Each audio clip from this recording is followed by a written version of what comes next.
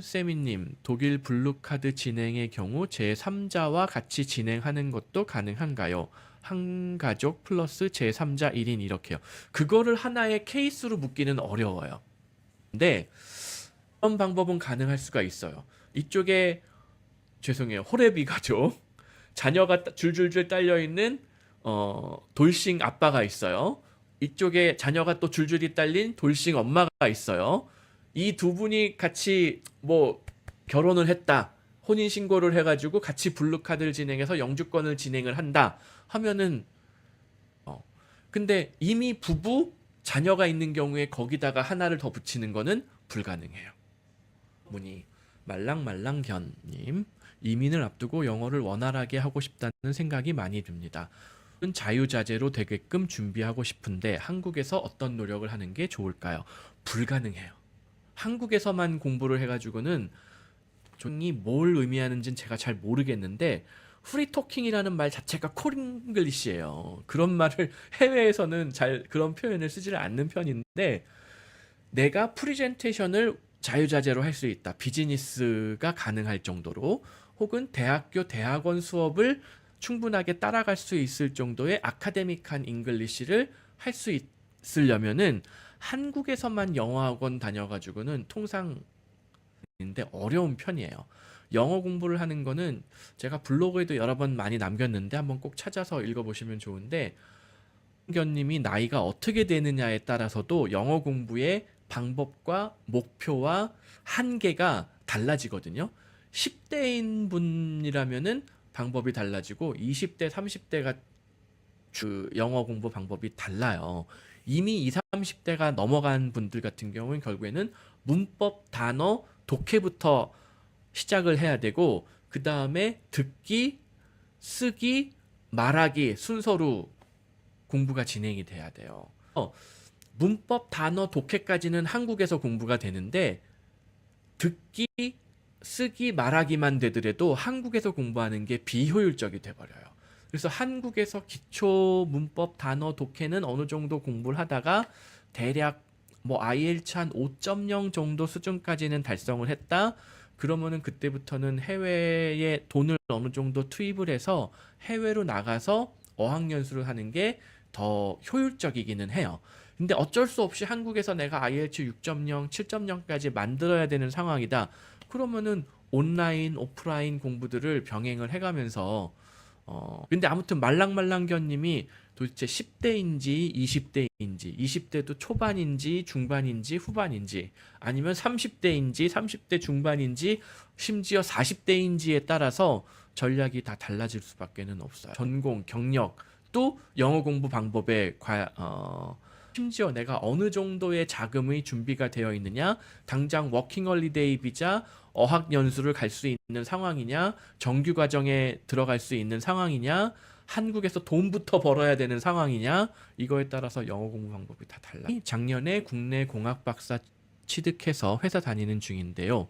독일의 박사 후 연구원으로 먼저 들어간 다음에 취업을 노려보는 방법도 가능성이 있을까요? 당연히 있으면은 월급 받고 일하는 자리들도 충분히 있거든요. 그러면 독일에 그렇게 먼저 들어가서 얼마든지 취업 시도해 볼 수 있을 것 같아요. 이거 뭐 독일뿐만이 아니라 지금 정확하게 어떤 전공의 공학 박사이신지는 모르겠는데 미국, 독일, 뭐 북유럽 다 도전해 보셔야 돼요. 실제로 뭐 덴마크나 노르웨이 이런 데 포스닥으로 월급 받으면서 연구원 취업해가지고 뭐 있거든요. 무조건 해봐야 된다. 물론 이제 지금 어학 능력이 어떻게 되시는지는 모르겠는데 독일도 그렇고 덴마크도 그렇고 북유럽에 그렇게 뭐 아예 박사 과정 자체부터 월급 받고 들어가신 분들이 있었는데 그분들 당연히 덴마크어, 노르웨이어, 독일어 하나도 못해요. 영어도 사실 솔직히 그 영어 실력으로는 미국에서 장학금 받기 쉽지 않았는데 IELTS 한 6.5, 7.0 겨우겨우 넘겼는데 하여튼 유럽에서 박사 과정 혹은 박사 후 연구 그 포스닥 과정 하시는 분들 많이 있으니까 이거 영어 빨리 준비하셔가지고 도전해 보셔야 돼요. 혹시 독일은 준비 기간이 어느 정도 걸릴까요? 만약에 학사 학위가 있고 뭐 2.5년 동안 뭐 3억, 3.5억의 자금을 충분하게 투입할 수 있는 어떤 그 되는 분이다라고 하면은 저희하고 계약서 쓴 날로부터 3개월 후에 독일에 입국하실 수 있다. 이렇게 보시면 돼요. 즉 3개월이면은 중요한 서류 준비가 끝나고 독일에 들어갈 수 있다. 그리고 독일 현지에 가서 또 저희가 진행을 해드리거든요. 정말 내가 급하게 진행을 하고 싶다 하는 경우에는 2개월 만에 독일 입국할 수 있는 경우들도 있기는 있어요.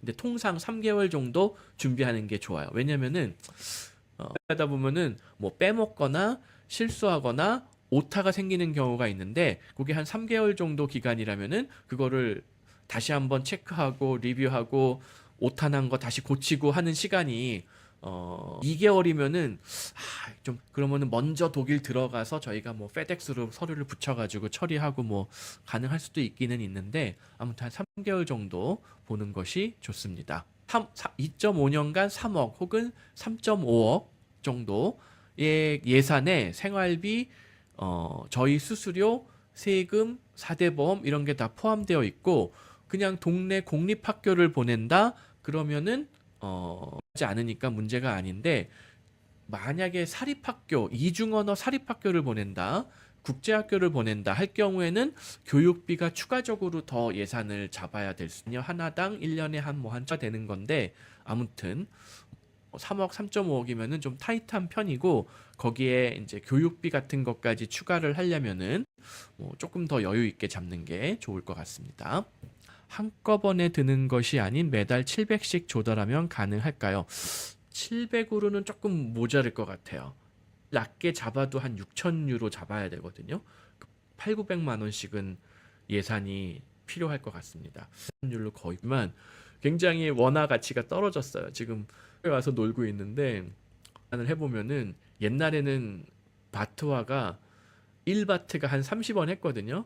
지금은 40원으로 계산해야 돼요. 처음 그 태국 놀러 왔을 때는 막 27원, 8원 하던 게 지금 30분님이 조금 개인적인 질문일 수도 있지만 세미님 자녀분들은 여권 이름이 전부 한국식인가요? 아니면 외국식인가요? 저희 아이들은 애초에 이름이 한국식 이름도 있지만은 영어식 이름으로 다 지어줬어요. 그래서 미국이나 호주에서는 아시안들이 영어 이름을 사용해도 별 큰 상관 안 하지만 유럽에서는 진짜 이름이 뭐냐고 물어본다고 해서 궁금합니다. 저희 아이들은 그런 질문을 받아본 적은 없거든요. 첫째 이름은 한나, 둘째 이름은 어네스트예요. 어네스트, 서준리 뭐 이런 식으로 해가지고 중간 이름에 한국 이름을 넣어줬고 셋째는 이름이 세라거든요. 그래서 그냥 이세라, 이한나 뭐 이런 식으로 한국 이름하고 비슷하게 영어하고 같이 공용으로 쓸 수 있도록 지어서 뭐냐? 근데 여권 이름을 쓰는 게 사실은 중요해요. 여권 이름은 따로 있고 뭐 나는 내 이름은 무슨 뭐 민키야 이런 식으로 하시면 안 된다는 거예요. 그러면 여러 가지 행정적으로, 법적으로, 사회적으로 문제가 생길 수도 있어요. 예. 그래서 여권 이름을 사용하시는 게 좋고 아예 여권 이름을 처음부터 바꿀 수 있으면은 좋아요. 네.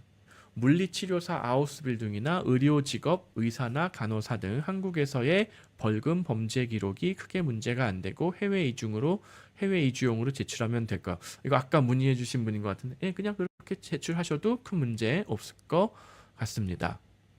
아우스빌딩에서 범죄 관련 서류를 가져오라고 본 것 같습니다. 그럴 수도 있는 게 이게 그런 게 있잖아요. 그러니까 아마 성범죄 관련된 기록이 있는 사람을 따질 수도 있을 것 같아요. 띄워주는 내용 자체가 해외 이주용으로 제출하면은 님 고졸 출신 햄버거 프랜차이즈 아르바이트 경력으로도 독일 이민 가능성이 있다는 영상 보고 왔습니다. 햄버거 프랜차이즈만 가능성이 있는 건가요? 자라라던가 옷가게는 가능성이 없을까요? 여권 소지자는 청소부로 취업을 하더라도 일반 취업 거주가 5년 유지하면은 영주권 받을 자라가 됐던 맥도날드가 됐건 그냥 어디 동네 김밥집 뭐 김밥 천국이 됐건 또 일을 하건 풀타임으로 받고 그 최저임금으로도 뭐 아주 저렴한 방 한 칸 얻어서 이상을 내가 증명을 할 수 있다면은 영주권 허가를 받을 수가 있고 그거를 5년 이상 유지하면은 영주권 전환이 가능합니다. 예. 독일에서 사실 특혜를 미국으로 치면은 비숙련직 이민이 가능한 거예요. 직 이민이 가능한. 나 뉴질랜드 같은 경우에는 기술직 이민이 가능하지, 그러니까 숙련직 이민이 가능하지 비숙련직 이민은 거의 가능성이 없거든요. 호주나 캐나다에서 임시 취업 비자 받는 것도 쉽지가 않아요. 근데 독일은 이론적으로는 키친핸드, 청소부 아주 낮은 직종도 일반 취업 거주 허가를 받을 수가 있다. 모든 사람이 다 가능하냐? 그거는 아니다. 한국 여권 소지자, 이게 어디서부터 어디까지 잘리냐면은 미국 여권, 캐나다, 호주, 뉴질랜드, 일본, 이스라엘, 한국까지 잘려요. 중국이나 인도 사람들은 그게 안 돼요. 내용들은 다 합니다.